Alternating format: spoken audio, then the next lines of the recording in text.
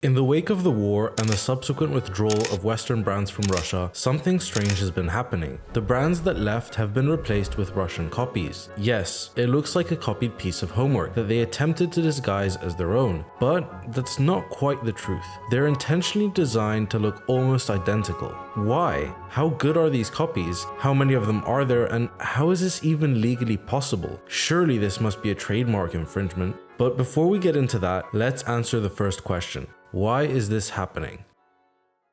The Russian-Ukrainian war has led to Western countries such as the US imposing sanctions on Russia. These sanctions came as a response to Russia's aggression towards Ukraine and the annexation of some of its regions. The aim of the economic sanctions was to impose severe consequences on Russia for its actions and to hinder Russia's ability to continue this aggression. The sanctions, together with pressure from investors and consumers, pushed companies to unwind their investments and exit Russia. Naturally, this leaves a gap in the market, so it makes sense that copies of these brands would try to become the next substitute. There are copies of tons of brands: McDonald's, Starbucks, IKEA, Zara, Lego, KFC, Coca-Cola, Fanta, and the list goes on. And that begs the question, do these copycat brands compare to the real deal? Let's compare McDonald's with its copy of Vkusno и точка, which directly translates to tasty and that's it. On the surface, everything looks quite similar. Vkusno и точка was actually established when Alexander Govor, a Russian billionaire, bought all 850 McDonald's outlets in the country when McDonald's decided to leave Russia. There are many similarities between the two companies. For one, they kept the same staff, they kept the same CEO, and sold the same or at least very similar items, just under different names. Instead of selling the Big Mac under the name Big Mac, it's now called the Big Hit. But this transition also brought some problems. Without McDonald's strong supply chains and an issue with the supply of potatoes in Russia, in the early months after their launch, they couldn't offer fries and had to pull it off the menu.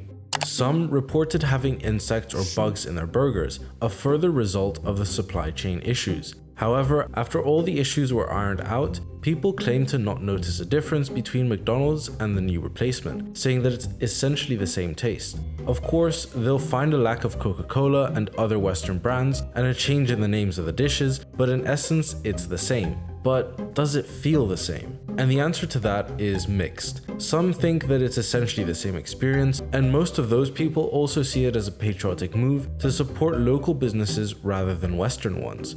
There are also a lot of people who make jokes about the replacements, stating that the new brands don't live up to the Western brands and claim there's a loss of quality and variety. Simultaneously, there's also some sentiment of people feeling almost abandoned by the Western brands, as if they were left high and dry. But it's not certain if in the case these brands return at some point, people will still feel the same towards them. Discussing the perception of the brands is an interesting aspect of the copycat brand situation, but the most intriguing part of this is the legal side. How is this even allowed? Surely the Western brands should be suing the new brands for copyright infringement, trademark infringement, or something along those lines, right?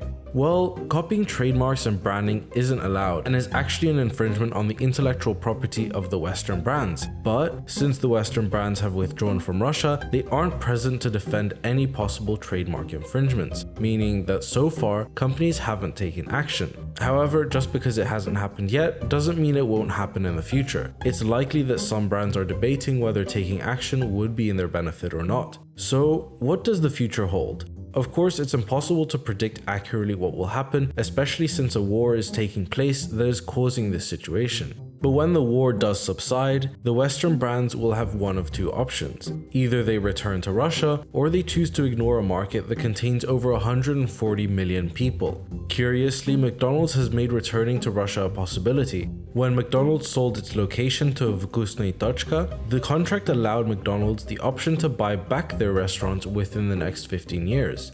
The more interesting question that sadly doesn't have much of an answer yet is that if they do return, how would people react? Would they feel reticent towards the brands or accept them back into their lives? If you enjoyed this video, make sure to subscribe, it helps the channel out a lot. And YouTube thinks you'll enjoy this video too. See you next time.